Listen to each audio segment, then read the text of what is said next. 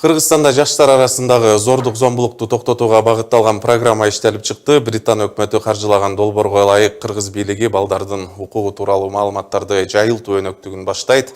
2 миллион фунт стерлинг каражатына Кыргызстандын ар аймагындагы аталган долбоорду өнүктүрүү да каралган. Дал ушул балдардын келечегине багытталган программа тууралуу кененирээк маалымат бермекчибиз. Балдардын укугун коргогон ЮНИСЕФ уюмунун өкүлү Гүлжигит Эрматов 11 каналынын студиясында.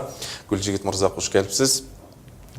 Мына азыркы биз атап өткөн долбоор балдар арасындагы теңсиздикти жок кылат деп айтылып жатат. Адегенде айтып бересизби, долбоорду кандайча ишке ашыралы деп турасыздар? Бул жерде жок кылуу десе да болот. Анан кийин ЮНИСЕФтин бул долбоору ошол теңсиздикти жок кылууга жардам берет деген максат менен аткарып атабыз. Бул теңсиздик деген социалдык кызматтарды колдонууда чектөө же ошол проблемаларды жоюуга аракет кылабыз. Аны кандай жол менен биз жергиликтүү муниципалдык кызматкерлер менен, социалдык кызматкерлер менен иштейбиз. Алардын ошол теңсиздик жөнүндө маалымат, далил болуусун, далил жаратуусуна жардам беребиз. Алар ошол балдардын, жаштардын муктаждыктары жөнүндө, укуктары жөнүндө билүүсүн күчөтөбүз. Бул бир жактан, экинчи жактан бул жаштардын жана балдардын өздөрүнүн ошол муктаждыктары жөнүндө, укуктары жөнүндө маалыматын күчөтөбүз же маалымат беребиз деген ушундай бир таризде иш алып барууну көздөп жатасыздар. Ошондой иш алып барабыз. Себеби алар дагы ошол теңсиздикти жоюуда, жок кылууда өзүнүн дагы ролу аябай күчтүү деп ойлойбуз. Мына жогоруда биз белгилеп өттүк, айыл жерлерине да кеңири жайылтууга болчуда экен бул программаны. Эмне үчүн айрым дубандарды гана тандап алып жатасыздар ушул жакта? Бул долбоор бир нече жерде аткарылат. Бул атап кеткенде көпчүлүк жумуш Сузак районунда, анан кийин Ысык Ата районунда аткарылат. Себеби биз населениянын структурасын карадык, анан кийин ар кайсы шарттарды карадык, социалдык, экономикалык кырдаалды карадык. Ошол чогулган маалыматтын анализинин негизинде ушул эки районду тандадык. Ошол долбоордун натыйжасында бир модель иштеп чыгылат деп ишенип атабыз. Ошол модельди өнүгүү же өнүктүрүү партнерлордун арасында кийин таратабыз деп турабыз.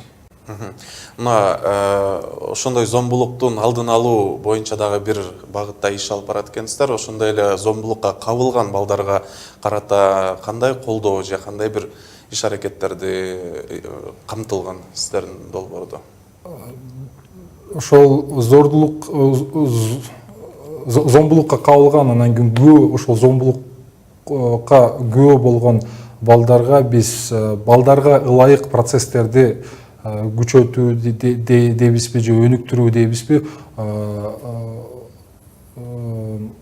ошондой жумушту аткарабыз. А жерде биз социалдык кызматкерлер, жанагы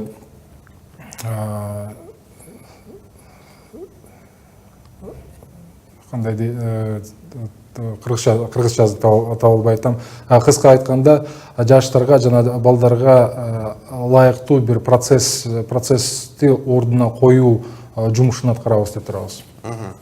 Мына сиз айтып жатасыз, сотко өткөн учурларда маселе оң тарабына чечилбей калып жатат деп. Мындай учурларда көзөмөлдөө жана ага карата иш-чараларды аткаруу каралганбы аталган долбоордун алкагында?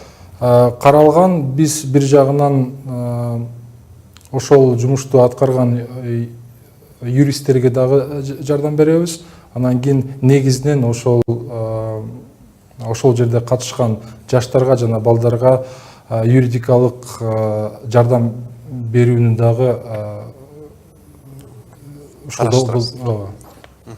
Албетте бул долбоорду ашыруу өкмөт тарабынан да колдоого алынышы кажет. Өкмөт тарабынан кайсыл маселелер чечилсе, сиздин оюңузча жарандык уюмдарга жеңилирээк болот деп ойлойсуз? Өкмөттөн бул долбоорго бүт ар жактама жардам бар. Биз ар кайсы деңгээлдеги өкмөттүн ар кайсы деңгээлдери менен шериктеш иштейбиз. Анан ишенебиз, бул долбоордун натыйжасы ошол өкмөттүк институттарга кийин интеграция болот деп ишенебиз. Дагы бир суроо бергим келип турат. Сиздер балдардын маселеси менен иштеп, иш алып барып жаткан соң жакшы билесиздер. Зомбулуктан сырткары сиздердин иштөө практикаңыздардан улам учурда кайсыл маселелер балдар жана өспүрүмдөр арасында өзгөчө бурч деп айтып болот? Мен азыр башында айтып кеттим, жанагы социалдык теңсиздик дегенде, көбүнчө социалдык теңсиздик дегенде бул жанагындай сапаттуу билимге доступ деп коебу. Буну да кыргызчасын таба албай турам. Ошол